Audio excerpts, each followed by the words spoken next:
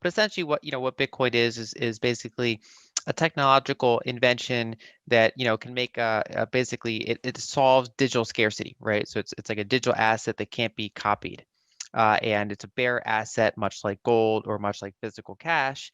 And so we've seen over time that ever since it was created, ever since it became liquid enough to have kind of a measurable price, it's had this rather exponential increase in market share and value. And so what this chart shows is the Bitcoin price in log form. And we see that there are generally a few different cycles. And so far, they've correlated. It could be caused, it could be correlated with the pre-programmed supply flow halvings. And so Bitcoin is programmed every 4 years to reduce the issuance of new Bitcoins generated every 10 minutes by half. And so what that generally does is that causes, supply goes down, or at least new supply goes down, while demand is kind of at a steady state. And so you start to get the next bull run.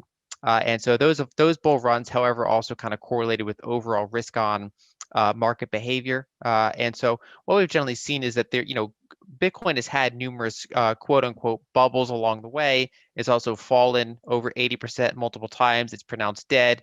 It consolidates and then it kind of ramps up again. And so far, it was created in early 2009.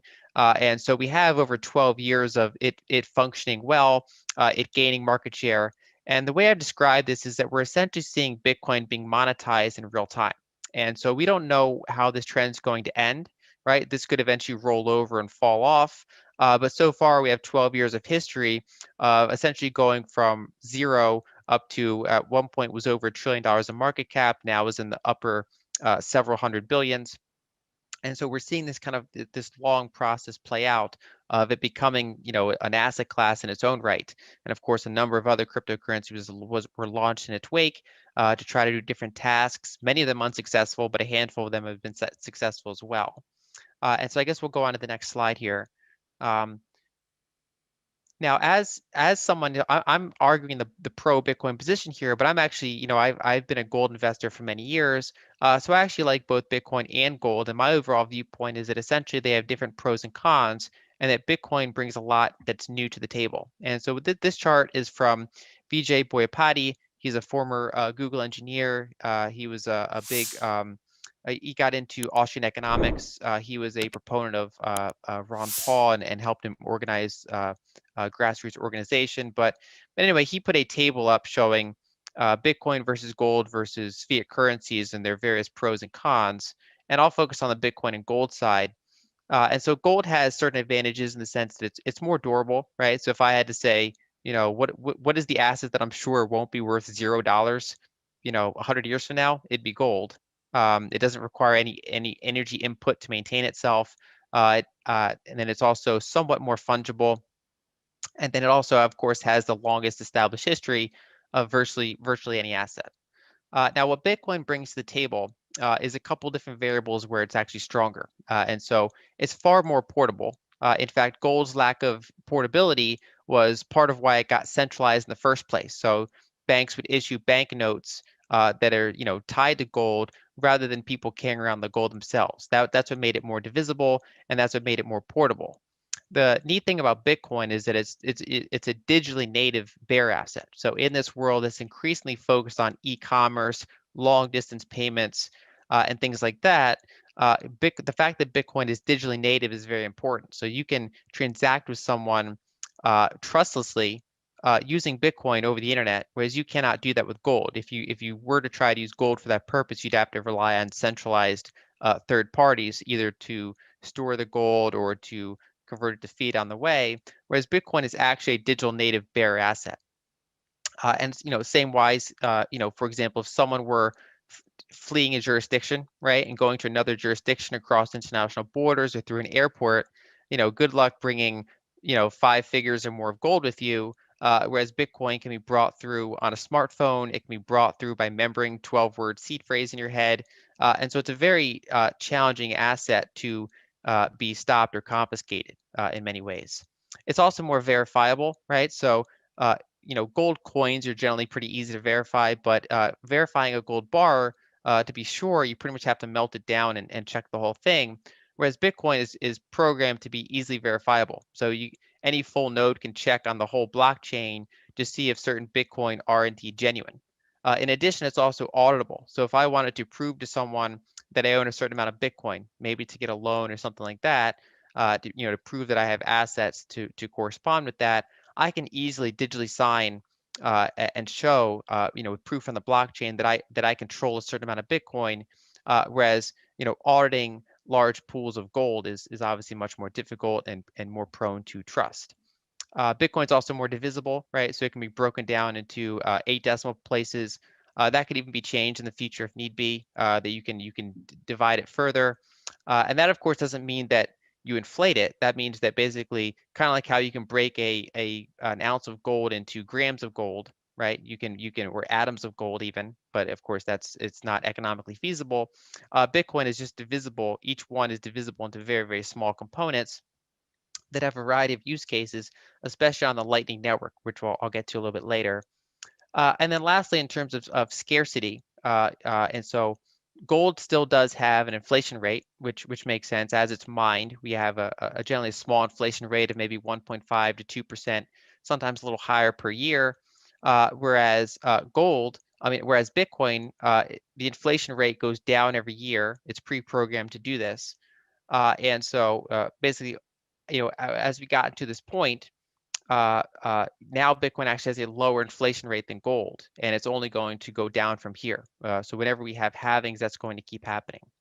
And then one final point is also more censorship resistant, right? So it's actually harder to confiscate Bitcoin or to block Bitcoin-based payments than it is to do so with gold. And so a classic history of gold was that it was often confiscated in history.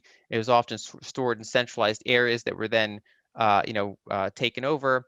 Whereas Bitcoin is actually, for people that know how to handle it properly, is actually very, very hard to confiscate.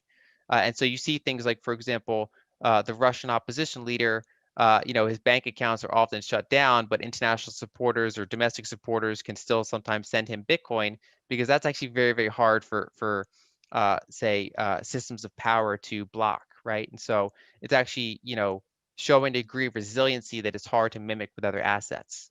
Another thing I like about Bitcoin that I think is worth pointing out is that over time Bitcoin keeps getting stronger, right? So when you own Bitcoin, there are thousands of people working constantly to make it more useful. And so what this chart is the amount of Bitcoin capacity that's on the Lightning layer. So that's Bitcoin's layer 2. That focuses on the more instantaneous small transactions that the base layer is less suitable for. And so what this shows is that Lightning came later than Bitcoin, right? So it was conceived in 2015. It was pretty much launched in late 2017. And initially, there was a lot of liquidity added to it. So a lot of Bitcoins were added to it by people trying to bootstrap the network. It wasn't very efficiently allocated, right? So it took about a year for that to kind of consolidate and sort out into more useful place. But then over time, developers continued to add functionality to it. They made marketplaces to manage channels, right? So for people that aren't familiar, Bitcoin's base layer is a broadcast network, whereas Lightning is a channel-based network. And so its limitation, whereas Bitcoin's base layer has a limitation of how much transactions it can do. Lightning has no constraint like that, but it is constrained by liquidity. So the more channels that exist, the easier it is to send payments around the network in this like spider web of payment infrastructure. And so over time, it's gradually grown as it's developed, and this is only a 2 or 3 year period. But what we've seen recently is that it's just hit critical mass, meaning that there's enough liquidity on the network now to be highly functional. So people can reliably send payments with it. They're instantaneous. They're supported by the base layer itself. And so we're starting to see a bunch of apps now start to use it. Some exchanges starting to use it. And so I think this is an area that a lot of investors are kind of sleeping on because it's been kind of this gradual foundation being laid over the past couple of years, and then only in the past 6 months are the actual use cases really starting to take off with actually commercial applications like Strike or Fold, as well as exchanges beginning to use it. And so that's one thing to keep in mind for something like Bitcoin is that it's that whole thing of software eating the world, right? It's basically we're laying a foundation, and you always have this decentralized network of different participants that are constantly working to make that a more potent network. We do face regulatory risks, right? So any new technology, any sort of paradigm shift is naturally going to be pushed back by legacy players that are affected by it. And one example I like to use is the period where gold was illegal. And so what this chart shows, the blue line is the 10-year yield that goes through 2020, and the orange line is the annualized inflation-adjusted forward return you would get if you bought the 10-year Treasury that year and held it to maturity over the next decade. And so what you saw is that, the whole period from the 30s up to the 70s was generally a terrible time to buy treasuries. You just lost purchasing power. You got inflated away. And of course, that's the whole period. That's the 40-year period where gold was made illegal, right? So gold was the dollar was its peg versus gold was first reduced and then eliminated. Gold ownership was made illegal, except for very tiny amounts for things like wedding rings and collectibles and things like that. And yet, of course, that was a time where owning gold would have been great because it went up 7x. And it, of course, massively outperformed the dollar. It outperformed what you could get by holding treasuries or bank accounts. And so, there are regulatory risks, whether for gold, whether for Bitcoin, as we go forward this decade. But I think it's important to keep in mind that most technologies, when they hit a critical mass, are very, very hard to stop. So, electric vehicles had pushback from the prior industries. Electrification had pushback. Airplanes had pushback. Whenever you kind of push back against legacy systems with a new technology, you're naturally going to have a lot of pushback, and there will be challenges along the way. But that's how I'm framing it. I think that overall, I still like gold as an asset, but we are seeing the rise of a digitally native bear asset that I think is likely to continue to gain market share as it has over the past 12 to 13 years.